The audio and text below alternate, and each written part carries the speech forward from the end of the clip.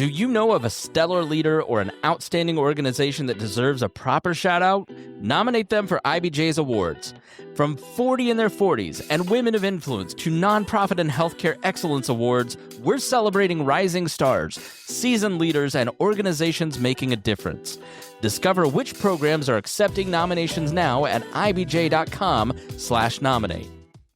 Without thinking too much about it, I used plastic spoons and plates to introduce solids to my twins. My mom was horrified. She wanted me to swap the plastic for the traditional stainless steel dishes we grew up on in India.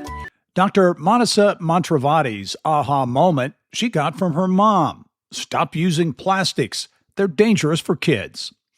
Mom was right. The Indiana pediatrician-turned-entrepreneur created Ahimsa, a company that produces colorful stainless steel tableware for children. How she did it and why some of the nation's biggest retailers are buying in on this edition of the Business and Beyond podcast presented by PNC.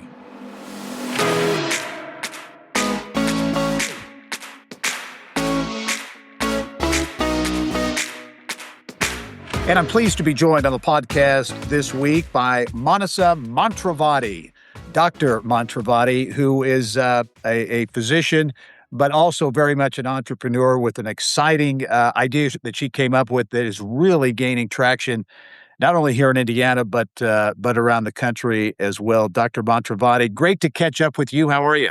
You too. It's so great to see you again. It's been a while, and a lot has happened in the world and in our business. So yeah, right. Okay, I'm trying to go back here, and I don't know if you would remember, but I do remember the first time you were on the show. How long ago was that? Probably. Oh gosh, we met virtually. I was not first on the show with 2020. Okay. When everything's virtual. Yeah. And then I came to the studio maybe a year after that. And you all have been so lovely to continue covering our small business journey here in Indiana and beyond. So we're really excited to be here again. Well, it's a fascinating story. It's a small business that is getting bigger and bigger. Ahimsa is the name of the company. It's stainless steel tableware, colorful tableware. Give folks the description of what it's about, because you're growing and you're expanding into different lines. Give us kind of the elevator pitch on Ahimsa. Yes. So I'm actually, a pediatrician by training. I practiced at Riley for many years and truly didn't know anything about business, wasn't looking to start a business or develop an idea. But what we were seeing is there was a lot of health outcomes for kids that were really just exploding. And when you kind of look back, you understand that there's a lot of environmental toxins, including plastic, that are really changing the way health outcomes look for kids. And so in 2018, the American Academy of Pediatrics formally recommended to avoid using plastic for children's health because of the endocrine disruptions or the hormone disruptions. And in that statement, they said, use glass or stainless steel. And I'm from India. Stainless steel is the material of choice at the dining table. And so it was a real clear aha moment of, here science is saying one thing, but industry is not actually offering the solution. So let me create that solution of stainless steel dishes for kids to replace really all of those plastic water bottles, baby bottles, little cups and bowls, plates that you find in the big retails. And so that's really why I did it. I came up with this line, truly for children's health. And then the one kind of fun story about why it has color, everyone thinks about stainless steel. I think in America, a lot of people think about camping. Our products do not look like that. Our products are very fun and exciting. We use titanium to really create this color. It's the same process we use in medical implants. So I had seen colorful medical implants and thought, oh, well, if it's safe enough to go into the body, it must be safe enough to use. And so that's kind of truly how medicine met motherhood, met this business. Yeah. Did the colorful aspect, did that, at least initially, was that kind of a unique selling point for you to get people interested? That's right. Because, again, with my pediatric background, understanding truly children's development, children's kind of how their brain works. And at the end of the day, I'm competing with plastic dishes that have Disney characters on it. So how do you compete? Well, you make it beautiful and engaging and mirror finish and shiny and rainbow. And Yeah. suddenly the kids are really excited about it. And I would say in this journey, I created this company for health. That was the number one reason I created it. What I quickly realized is these children love this product. Like we get consumers every day. My child won't eat out of anything else. My child opened their present and it was like, it's a set of dishes and they're losing their mind over a set of dishes. So I think I really underestimated how transformative it could be for a child to get them excited about mealtime, about nutrition, about healthy eating habits with a simple product that kind of meets both the medical aspect, but then also the really fun, engaging, exciting, joyful aspect of mealtime. Yeah. So take me back to your childhood in India, because as you mentioned, that's kind of the again the inspiration, if you will, for Ahimsa is growing up around stainless steel dishes, and it was commonplace for you growing up, right? That's right. That's right. So we immigrated to this country when I was 3 years old. And so I was speaking in, our mother tongue. And fun fact, I learned English from Sesame Street. So I'm a huge Sesame Street fan. And I learned, English from Big Bird. So when we came over, my mother had also kind of brought some of her stainless steel dishes with her. So, we grew up both in India and as an immigrant here on stainless steel. And for anyone listening, if you have an Indian friend or grew up with an Indian friend, you might remember visiting their homes and they had steel cups and steel dishes because it's just the norm in India. Yeah. And I would say it's the norm in many areas of the world. And listen, I think at one point we used metal here in America as well, glass and ceramic and metal. And in the 1970s, with the advent of plastic, it was cheaper and it was easier Right. disposable, we kind of made this transition to plastic. But like our cookware, everything is stainless steel, so it's not so out of the norm here as well.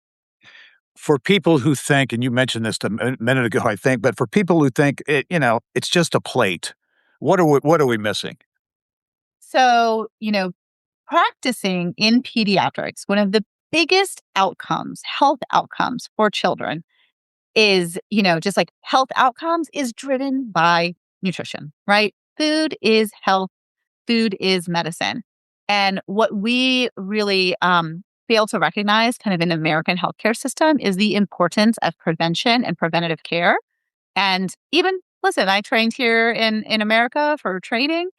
Our healthcare system, our medical education is truly rooted in diagnosing and treatment. And so when we think about what food and healthy eating habits and nutrition, all of these things, environmental health, it's more of an upstream preventative thing. So when you think about a steel plate, it might just look like a product. That's actually the greatest teaching tool and greatest investment you can make for your child because first, you're avoiding plastic. That's great. That's number one. But the bigger aspect is that you're teaching them visually with this plate what a balanced plate looks like. What does, really healthy portions and colorful food groups look like on that child's plate. And when you start young like that, you really create this path to healthy outcomes, both in childhood and adulthood, well past when your children are no Yeah. longer living with you. Yeah. Well, uh, the sales job you're doing right now, you've done a great job of it because a lot of people around the country are kind of catching on and giving you a lot of attraction and attention in some pretty profile places. Because I think you began right as a direct to consumer a company, but now you're online Target, you're online at Target. Talk about where you can find your products.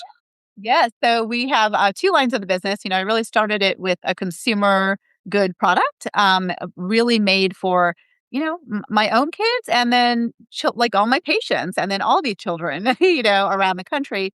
And so you can find us both at ahimsahome.com, which is our website.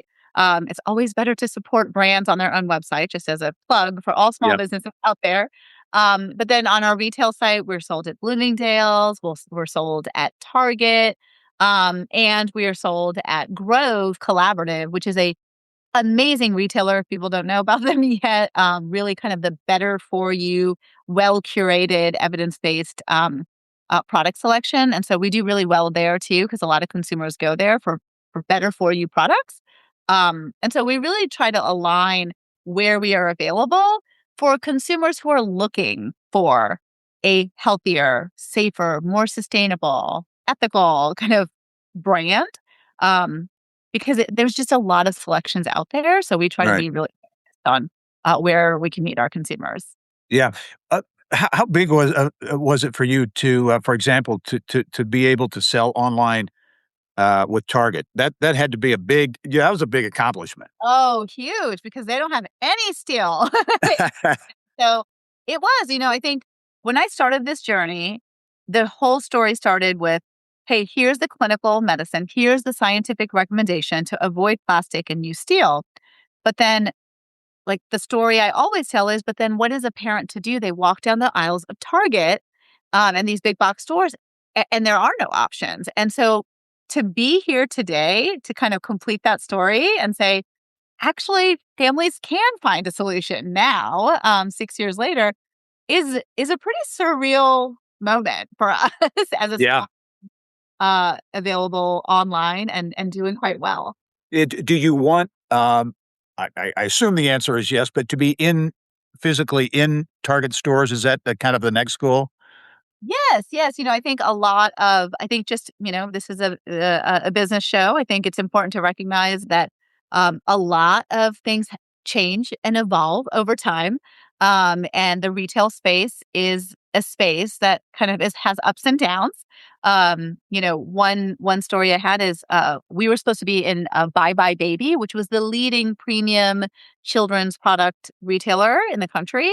And then they, had to close under Bed Bath and Beyond. So just as my N of one being an entrepreneur, we're trying to be very slow and measured and responsible about when we kind of go into store. What's exciting about Target is that they're really thinking through wellness and health for babies and toddlers. So it's a very good time for us. So that's our goal, and hopefully you can find us not just here in local Indianapolis, but around the country. when you Yeah, shop. that's exciting. Exciting. Also, you've become a TV star beyond inside Indiana business, right? Yeah. Right. Beyond. So it's really cool because I think The View, Good Morning America, I think, talk about some of the national TV appearances you've been able to make and what that was like. Yeah, those moments are also surreal because I'm, used to being in a hospital or a clinic. And I joke, I think, listen, I think a lot of these skills translate really well for whether it's business or for TV. As physicians, especially as a pediatrician, you have to be able to explain very complicated medical kind of jargon to families on how to take care of their children. You have to explain that to a child who might not understand what's going to them. So I think that the communication skills are inbuilt, especially for pediatricians, which kind of make it a natural fit, I suppose, for TV. Yeah. And so, yeah, Good Morning America was a pinch me moment. So I took my mother with me, went to New York, because the story actually started with my mother telling me years before the American Academy of Pediatrics not to use plastic for her grandchildren, and she made me use Indian steel. And so when the formal academy came out, you can imagine it was the biggest "I told you so" moment. Yeah. So she was able to be there with me backstage and on camera, and then I took one of my friends with me to go to The View and just to be there on a national stage, really educating the masses on the health impacts of our daily choices as something as simple as the plate. Yeah. To me, people ask me, hey, are you going to go back to practicing medicine? And what I think is, hey, when I'm on TV, when I'm on these podcasts, I am actually practicing medicine, but it is not in a clinical one-to-one setting anymore. Right. It's not in diagnosis and treatment. It's really at scale in a preventative way. So I think the journey, whether it's TV or a clinic room, is still to serve children's health. So the focus on children, which continues, but you have, from a business standpoint, a really exciting opportunity, I think, that's continuing to grow right in school systems. which is was a pretty big deal. Talk about that. It's been maybe 2 years or so in the making. Talk about school systems, why that makes sense for Ahimsa products and the traction you're gaining. Yeah. So when I first started the business back in 2020, it really was about um, getting the solution for families to follow their pediatrician's advice. But what I quickly realized is for real big institutional level change for the 30 million children who are enrolled in the National School Lunch Program, it's even a bigger deal, right? Because a lot of our consumers, for example, might not be able to afford a plate, and quite honestly they don't even those parents aren't thinking about the type of plate. They just want food on their child's table, right? And so that's the beauty about being a physician is our patients span every aspect of the world. And so Mhm. I want to treat every child similarly. And so I wanted to create a solution for children who got their meals at school because that's often the only meal that they might get that day. And so most schools in America are using plastic. Unfortunately, most of them are using single use disposable items for foodware. That means if you think about the gravity of this, more than 30 million children in the National School Lunch Program times 180 days of school every single year, we're talking mass amount of disposable items, mass that end up in the landfill. We're talking mass amount of carbon emissions from the continuous production of single-use disposables. And we're talking about mass exposure to children's growing brains and bodies, often the ones who are already having health discrepancies because of their socioeconomic status. So that's why it was so important to me to have a line to meet all of my patients where they dine, whether it was at home or in schools. And so it's been exciting. We launched this about 2-3 years ago with the very first school here, right here in Indianapolis, Orchard School, took a chance on us. And it was a great proof of concept to show, hey, when we transition over, we're saving money. We're decreasing the amount of trash that's generated, significant amount of carbon emission savings, like I'm talking like 84%. And we are actually following the American Academy of Pediatrics policy guidelines. So it's been for us, now we're in, almost 300 schools, Wow. state. And yeah, even in Hawaii, you can find Ahimsa in Hawaii. And we just launched in the 10th largest school district in the country and continuing to talk to some of the biggest districts in the world. Well, yeah. Obviously that's a lot of growth. What's the growth opportunity? I'm sure kind of the sky's the limit in some respects. Sky is the limit. And so, when you think about kind of the purchasing power of the government, it's massive. And listen, this is where taxpayer dollars are going, right? So currently, when I think through the life cycle of what that school lunch looks like, we are spending taxpayer dollars to fund, the food and the foodware for these children. And so if we're choosing incorrectly, we're also, paying taxpayer dollars to then treat those same children that I have to see in clinic for really preventable disease, right? And so that's to me like how this all goes back to children's health. Like I always have my MD pediatrician hat on first. And then I have my kind of CEO hat on, and they're Yeah. always kind of going back and forth. So it just happens to be it's a great business opportunity, but it's a massive opportunity to impact children's health at scale. Yeah. How do you balance pediatrician piece and the business piece? That's a lot. It is, and maybe that's why, people, I think you mentioned it before we got in this call. It's like congratulations on your success. And it's like it's accidental success because I don't know any better, right? For me, I didn't go to business school. I haven't done this before, so I am truly always just thinking, how do we improve children's health? And that's the only lens I think through. And so when you do that, it turns out that the market listens. There is a good product market fit. The sky's the limit in terms of the white space, both in consumer and in institution, kind of commercial. And so I've learned very quickly, and I guess a funny backstory is um, I was on Shark Tank in 2020. It never aired. It Uh, went horribly. They thought my deal was really how did it go horribly? I didn't realize that. What happened? Yeah, I'm starting to share it now because it's been enough years. But because I say this because I think it's a really important fact. When I first launched the business, I was a little intimidated by coming out as an MD, coming out as a doctor, and talk because I didn't want to sell things. Like, we're not in the business of selling when it comes to Right. being a physician, right? We're there really, truly altruistically to help these patients. And so now coming out and kind of selling stuff, it felt weird for me in full disclosure. And so that Shark Tank moment, though, the rejection from Shark Tank saying like, hey, this is going to take too much education. You have to really educate the masses on this. It's not for us. Kind of had this aha moment in my head thinking, I just told you all how important this is for children's health.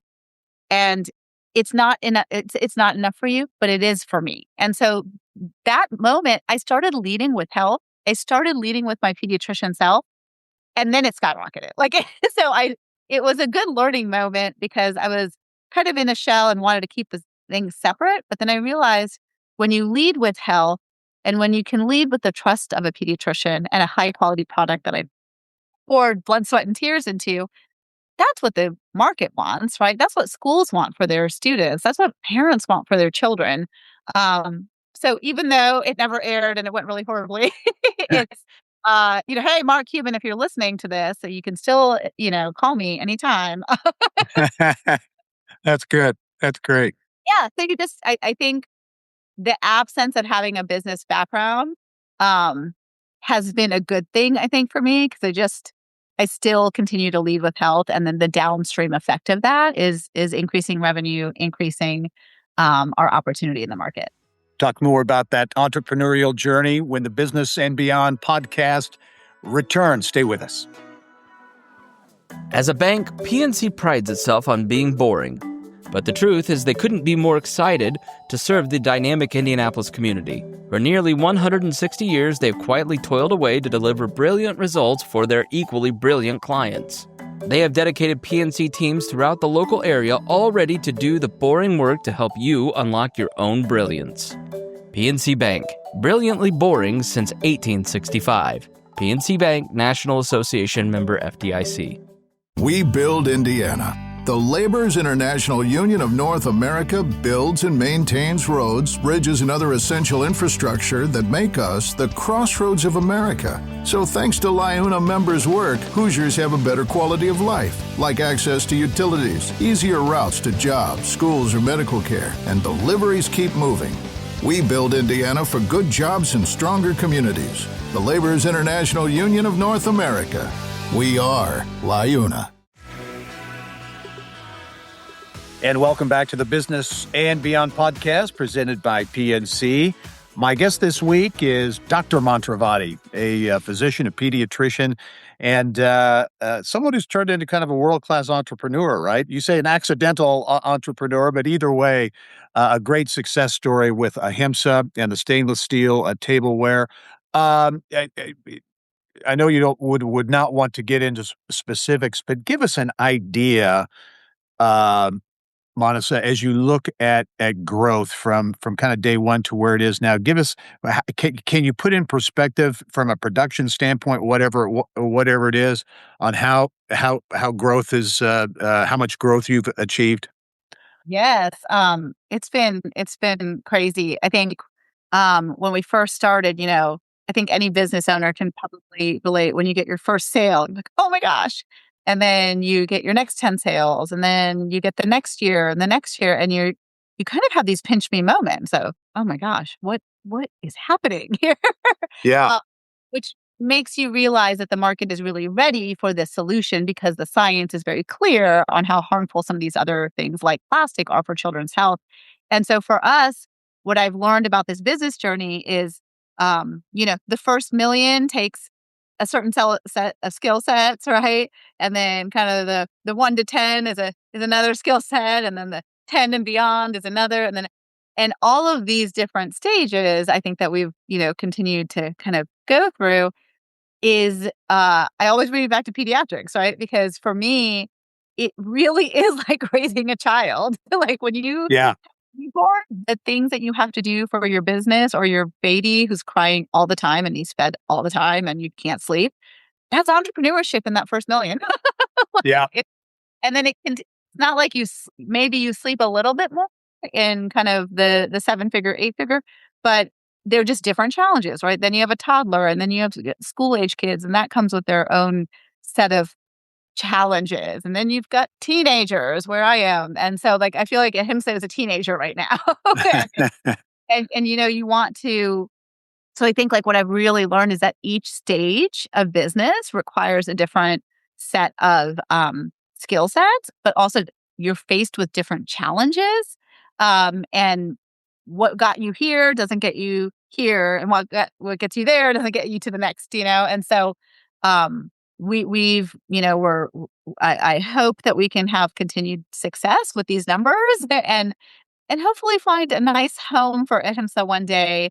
Because what I have realized is in order to have this level of continued sustained growth requires a lot of capital, a lot of infrastructure, especially when you're doing physical product goods, a lot of, operational manufacturing prowess. And so for Ahimsa to achieve the mission that I want to achieve, which is, be the material of choice on that American dining table, steel, anything that hits the American dining table that's steel, I want it to be forever called Ahimsa, like Kleenex, right? And so to do that, it takes so much more. And so I think my goal was always to kind of grow the company to a point where it was a clear product market fit, a clear proof of market. And then how do we then enlist some of the bigger players to help us grow it so we can impact millions of children? Yeah. How close are you to that, do you think? Oh, it's not close enough. I wish, we'll see. Yeah. Yeah. I certainly hope, if anyone's listening, like certainly in the next few years, like I would, because I think what I don't want to happen is, have worked so hard and not be able to kind of scale it as fast as possible. Because at the end of the day, we are in an urgent situation, both for planetary health and for children's health. And so the only way I can go faster is with more resources and more infrastructure. Yeah. And if I can do that, we're servicing more children and fixing kind of some of the mess we've created with the planet faster for those same children. Was there a point in the process as you were beginning to build this and grow this, maybe got some confidence that started gaining traction, but was there a moment when you thought, yeah, maybe this isn't going to work. Maybe this isn't such a good idea. Or has it always been, hey, we're out there doing this. This is going to work. This is working. We're growing. Or was there ever that give up moment at all? Oh, well, if any entrepreneur is listening to it, you might say every other day, Right. That feels like an emotional roller coaster. I think, one of the things that has been extremely important to me is to have a purpose-driven business, because this journey is so challenging. It's so hard, so many sleepless nights, so many risks, so many personal sacrifices that if you don't have a strong enough why and a strong enough purpose of why are you doing this? Listen, I was a pediatrician. I still am a pediatrician. I had a nice work-life balance where I Right. could see patients and come back. But why am I doing this? It's for my children, so they can inherit a planet that's a little bit healthier. It's for my patients. And so I think that's what kept me going in terms of thinking, no, it's going to work. And my father and husband both have described me in this way. It's like, she thinks she's going to change the world, like at all times, because in my brain, I'm like, of course we can do it. Like, let's just find the people to help us. And I think that's the mentality I've always had is this is a problem. Here's a solution. These children have no choice or voice in what ends up on their school lunch table or their dining table. So as a pediatrician, I'm their advocate, I'm their voice. And so if I have a chance to do it, nothing's going to stop me. Yeah, yeah. So that, and having that why, it sounds like that is really what has driven you, continues to drive you going forward, and has been, the byproduct has been your success. Yes. It's there was a quote that I have read from one of my favorite books, The Alchemist. And it's really the theory is if you just continue to do good, the universe will conspire to help you. And that's like how my philosophy has been. It's how I was raised, but also that is the philosophy of our company. We end every one of our team meetings saying for the kids, because, in the day to day of what we do, whether it's, hey, fix the website here, or, oh, the supply chain, oh, this, that, kind of get in the weeds. And then I have to really remind my entire team, like, why are we doing this? And we all kind of end our meeting saying for the kids. It Yeah. really how to get through the day. In terms of your entrepreneurial journey, what has entrepreneurship taught you that maybe that medicine has not? What lessons have you learned from being an entrepreneur that maybe you didn't get in medical school? Oh, that is such a good question. I've never been asked that one in all the podcasts I've done. This is a really good. So, I can say pretty clearly, medicine, for example, is there's a protocol. You go to college, you go to medical school, you go to residency, you have an apprenticeship, you know, you spend years of your life learning about this one thing that's super important, health, right? And how to take care of people um, for so many years, so many years. And it's very prescribed, for lack of better words. It's very prescribed. Yeah. And there's very little risk taken, right? Because you're taking care of patients. You're putting kind of your whole life on the line on how long you're going to, train. And so it's very risk averse. In entrepreneurship, it's almost the exact opposite. You're learning on the fly, you're problem solving. Not that you're not doing that when a patient's crashing, right? You are trying to figure out what's going on, but it's different because there's so many outside factors that affect business, that affect your entrepreneurial journey that are not in your control, whether it's tariffs, a global pandemic, a war, like there are other Right. Yeah. that you are constantly, ducking and jumping and trying to figure things out. So I think the the less predictable nature of the business landscape, the higher risk taking ability in business is distinctly different. But what I do think is the same is that you're constantly problem solving, and truly, whether it's physicians going to medicine to help people.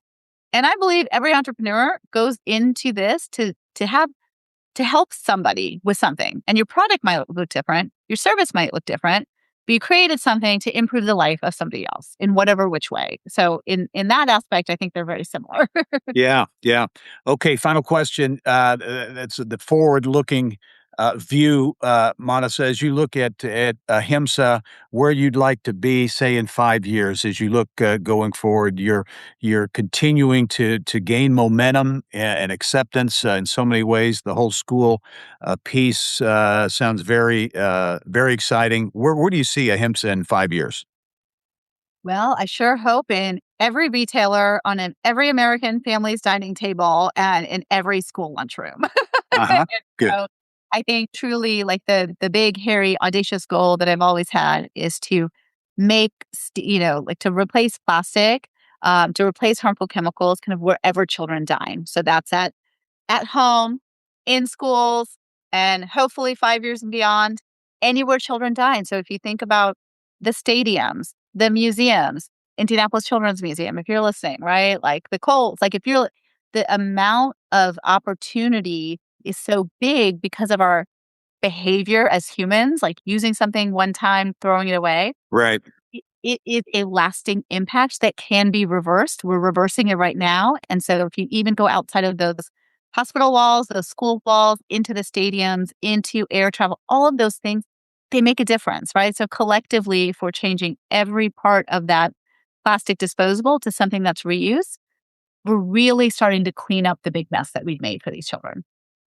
Dr. Manasa Mantravadi, great to catch up with you. It's been really great for me, exciting for me to watch your growth and your success. And I think I'm confident there's a lot more in the future as well. So thanks for all you do. Good luck going forward, and I hope to see you soon. Thank you, sir. Appreciate it. All right.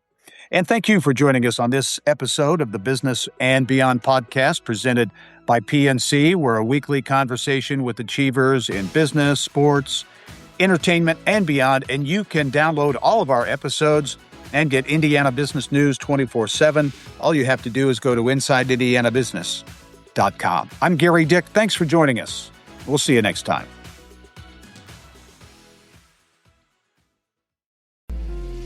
Whether it's healthcare innovation, major infrastructure, or global sports impact, Inside Indiana Business with Gary Dick tells the stories of Indiana's groundbreakers and game changers. It's the must-listen show for business, civic, and community leaders across the state. Subscribe and listen wherever you get your podcasts or at ibjpodcast.com. Want to give your team a real edge? The IBJ Group Plan delivers unlimited access to every story, every report, every video from IBJ and Inside Indiana Business for your whole team. Cover some or all of your employees with one simple payment. The more you add, the more you save. It's smart, it's flexible, and it saves you up to 30% off the standard rate. Already have IBJ subscribers in your office? Group up and save big. Learn more and get started now at ibj.com/group-plan.